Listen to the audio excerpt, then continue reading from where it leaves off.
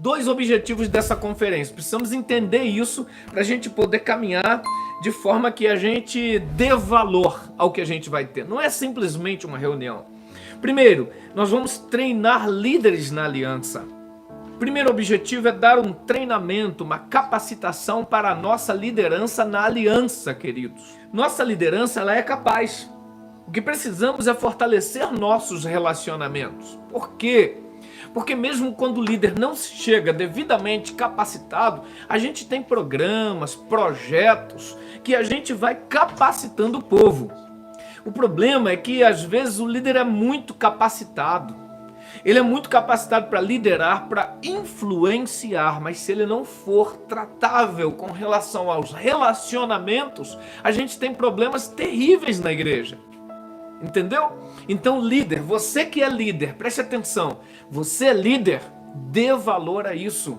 Porque quanto mais eu cresço em graça, em unção, em autoridade, eu preciso entender que os que estão sujeitos à minha autoridade não podem ser pisados, eles precisam ser amados. E nós vamos ensinar coisas aqui tremendas para que a gente melhore nos nossos relacionamentos. Segunda coisa dentro do treinamento de líderes é que quando as equipes trabalham com os princípios da aliança, as conquistas se tornam mais frequentes e mais intensas. Pode notar que a conquista de um indivíduo, de uma dupla, ela é uma. Não é? A de um indivíduo é de um nível, a da dupla é do outro nível, mas de uma equipe a conquista é muito maior.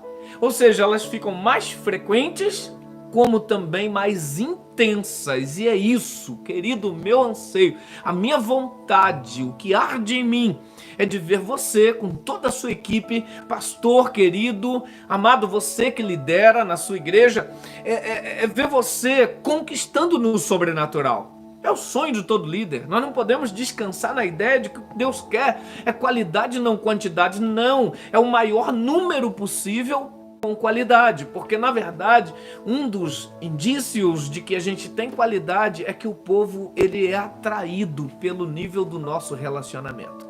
Eu quero te abençoar para que toda a liderança da sua igreja, você que ainda não é líder, que você seja impulsionado pelo Espírito Santo para liderar de uma forma poderosa no nome de Jesus. Segundo objetivo da conferência, fortalecer a igreja. Então, treinar a liderança, fortalecer a igreja. Mesmo que você não seja líder e não tenha esse desejo, sua conduta de honra pode fazer toda a diferença na igreja em que você congrega. Então, necessariamente, nem todos serão líderes. Pelo menos aqui nessa semana. Ou alguém pode se despontar aqui para ser líder, pastor, não é? Diácono, enfim, Deus pode te impulsionar. Ele não tem limites para a ação de Deus. A questão é, se você estiver em aliança, até que o nível da sua liderança chegue, você andará na honra. Observe respeitar o tempo. Respeitar o tempo de Deus. Davi foi ungido para ser rei. Ele foi ungido por Samuel na casa dele lá em Belém. E ele esperou mais de uma década até sentar no trono. Ele podia usurpar antes do tempo. Ele podia desejar a morte de Saul, porque o próximo da fila era ele, mas não. Ele esperou o tempo de Deus. Então eu quero dizer que essa semana uma unção virá sobre a sua vida. E no tempo de Deus você vai se assentar onde Deus separou só para você. Dá uma glória a Deus. Tem que glorificar o papai, gente, porque isso é muito lindo. Pronto, então os objetivos da conferência, lembra? Treinar líderes, abençoar, fortalecer a igreja. Alguém me perguntou uma vez, pastor, eu não quero ser líder, posso ir na reunião? E o outro perguntou, pastor, meu liderado, ele não quer ser líder, mas ele quer participar da reunião. Gente, manda vir. Por quê? A pessoa vai ouvir tantas vezes que ele é uma bênção, que ele é capaz, que ele vai acabar acreditando, daqui a pouco está liderando. E não deu outra, isso funciona. Eu quero profetizar que essa semana Deus vai pegar você pela mão e vai te levantar para você ter uma liderança capacitada pelo Espírito Santo de Deus e fazer a diferença aí na sua igreja. Mas é na sua igreja, querido. É aí onde você está que a coisa será desatada para a glória de Deus. Mas vamos lá, eu queria que você pensasse no quadro do Grito da Independência. Hoje é 7 de setembro. dia da independência, né? O grito era independência ou morte. Era o grito. O quadro da independência, ele foi... É interessante. Essa data é de 1822, que o grito da independência foi dado. Ali, num território de São Paulo. O conflito, depois disso, foi até 1824. Fiz questão de anotar esse detalhe. O grito foi dado em 1822 e o conflito se deu até 1824. 2 anos. Segura. Do grito ao fato, demorou 2 anos para que a independência se cumprisse. Olha bem. Outra coisa. O autor do quadro, Pedro Américo, atenção, ele foi estudar na Itália. E lá na Itália ele fez o quadro 62 anos depois do grito. Ele não estava presente, ninguém tinha uma foto. E aquele quadro da independência que você vê, segura para você entender que revelação linda. Porque tem lições daqui pra gente, lições maravilhosas. Então, 66 anos depois do grito da independência, Pedro Américo desenhou o quadro. Muito bem. Agora, que lições a gente vai tirar disso? Segura agora. Primeira lição. Entre o que proferimos e o cumprimento, há uma luta. Porque Dom Pedro proferiu, ele proclamou, ele declarou, ele deu o grito da independência, mas a independência não aconteceu imediatamente. Gente, o grito foi dado em São Paulo. Do centro de São Paulo até onde ele estava, o trajeto era muito grande. Ele deu grito próximo a um riacho, um rio. E quando ele deu esse grito, quem estava no Rio de Janeiro, na Bahia, no Maranhão, no Pará, ninguém ouviu. Mas um grito foi dado. Ele não tinha um rádio, ele não tinha uma televisão, ele não tinha um WhatsApp e o YouTube, ele não tinha nada disso. Mas o grito foi dado. Alguns historiadores até questionam se o grito foi dado. O fato é que a independência ou morte foi um documento que até hoje ecoa. Ele não tinha como fazer que a voz dele chegasse em todo o território brasileiro, mas ele deu o grito. Que lição aprendemos aqui? Ainda que nem todos possam te ouvir, os que estiverem ao alcance da sua voz, dê o grito. Dê o grito do milagre. O Portugal estava oprimindo o Brasil. Ele estava assim, os relacionamentos estavam muito em atrito. Quando de repente ele deu o grito, Portugal não aceitou e veio lutando, ele fez resistência, porque alguns estados do Brasil ficaram do lado de Portugal. Portugal recuou depois de 2 anos de diversos conflitos e batalhas. 2 anos, recuou, mediante o Brasil pagar, e começou a nossa dívida externa aí. Porque o Brasil ficou devendo a Portugal para Portugal deixar a gente em paz. Mas, qual é a outra lição? A lição que eu falo, que entre o grito e 2 anos depois o Brasil ser independente, houve uma batalha. Isso significa que eu preciso ser cúmplice da minha profecia. Vamos trazer isso para a Bíblia Sagrada. Quando eu profetizo algo, eu tenho que caminhar naquilo que eu creio. Eu tenho que caminhar naquilo que eu profetizei. Meu Deus, querido, quantas vezes a gente ora, mas age de forma contrária ao que foi dito. A gente lê a palavra, proclama ali, mas as nossas atitudes, elas negam o que a gente falou. E nós temos que caminhar em cumplicidade. Haverão lutas, as guerras virão, mas não recue, porque o inimigo vai ter que sair da sua história, da sua vida e do seu ministério para a glória de Deus. Isso é lindo. Mas não para por aqui. Eu preciso ter cumplicidade com a profecia. A profecia vai e eu vou junto. Quando eu faço um apelo para alguém, eu sou o primeiro a aceitar o meu apelo. Faço um apelo para a igreja, eu sou o primeiro, porque eu tenho que ser cúmplice daquilo que eu profetizo. Meu Deus do céu. A lição continua. A importância não é como você está hoje, é o que você fala e onde Deus vai te levar. Vou repetir, o que importa não é como você está hoje, mas é o que você diz mediante a palavra e onde Deus vai te levar por isso. Então levante a sua mão e diga: eu serei uma bênção, eu serei usado por Deus, Deus me usará de uma forma sobrenatural. Pronto, falou? Agora tem que caminhar para lá. Você tem que andar como uma bênção, você tem que explorar o território do sobrenatural, você tem que fazer valer a pena. Isso é importante. Agora, olha que coisa importante, irmãos. Quando eu pesquisava isso aqui na história, meu Deus, é de arrepiar. Segura. Onde eles estavam? Perto ao rio Piranga. Legal. O grito foi dado. Quais eram as condições geográficas deles? Estava chovendo? Não sei. Chuviscando? Sol? A gente não consegue saber, porque o autor do quadro só pôde pintar o quadro encomendado pela família imperial 66 anos depois ele pintou o quadro. Ele visitou o local várias vezes para poder analisar, mas ele declarou: é impossível trazer o quadro perfeito para o que era. E ele declarou mais coisas, Pedro Américo falou mais coisas. Interessante é que quando ele nasceu 21 anos depois que o grito foi dado. Olha só. Então ele nem vivo era quando Dom Pedro I deu o grito da independência.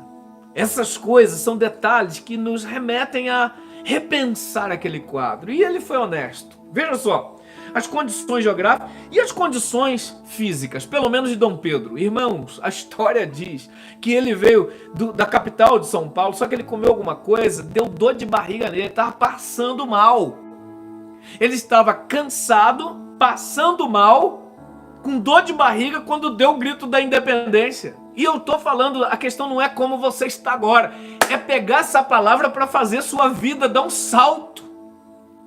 Ah, mas eu tô passando mal, deu grito. Ah, mas não tô legal, deu grito. Ah, mas eu tô com deu grito da sua vitória, porque Deus vai te levar para o território do sobrenatural. O homem estava, segundo a história, com dor de barriga, sabe, por uma intoxicação por algo que ele comeu. Mas o grito foi dado. Ah, não vou esperar sarar. Não, não espere mais nada. Essa é a segunda-feira da independência total das coisas da carne e do mundo e dependência total do Espírito Santo de Deus. Um outro detalhe importante é como estavam os tropeiros. Se você rever o quadro, ele mostra Dom Pedro com uma farda e com uma espada bonita, num local imponente, um povo de um lado, um carro de boi do outro e os guardiões ali que estavam com ele, os soldados. Mas desculpe, deixa eu te falar uma coisa. Naquela época não existiam os guardiões. Não existia. Você sabia que também naquela época as pessoas não viajavam a cavalo, era de mula. O cavalo não era usado para viagem, a mula aguenta mais e eles usavam para viagem. E outra, a roupa usada para viagem, mesmo depois do uniforme, não era uniforme. Era uma roupa mais adequada para viagem. Então, provavelmente, segundo os historiadores, eles estavam vestidos como tropeiros, não tinham um exército, não tinha nada daquilo. O grito foi dado em cima de uma mula de carga e o grito foi dado com um homem que estava com dor de barriga. E a coisa funcionou. Teve luta, mas funcionou. Eu acho que você está melhor do que o que ele estava agora, no sentido de não estar passando mal. Eu queria que você não olhasse as circunstâncias à sua volta e entendesse que o nosso Deus é Deus que pode dar uma virada total na minha e na sua vida. Isso é que é o importante. Ah, mas as pessoas não acreditam em mim. Gente, o Portugal não acreditava que o Brasil iria resistir. E resistiu. E a gente parou aquela exploração extremamente desonesta do nosso território. E eu quero que você tome essa lição, aproveitando o dia 7 de setembro, para que as coisas aconteçam. E Américo disse: olha, eu pintei dessa forma, mas a verdade é que eles deveriam estar de mula. Ele disse: é impossível pintar o quadro da forma que era. Então eu tentei retratar de forma que ficasse marcado. O quadro é até bonito, tem que ser considerado. Mas o próprio autor, ele confessa que ele tentou aproximar, mas ele já tinha 21 anos. 21 anos depois do grito, ele nasceu. 66 anos depois do grito, ele concluiu o quadro. Impossível. Ei, eu não sei como é que está o quadro da sua vida hoje, mas eu sei que você pode mudar por uma palavra. A palavra de Deus na sua vida.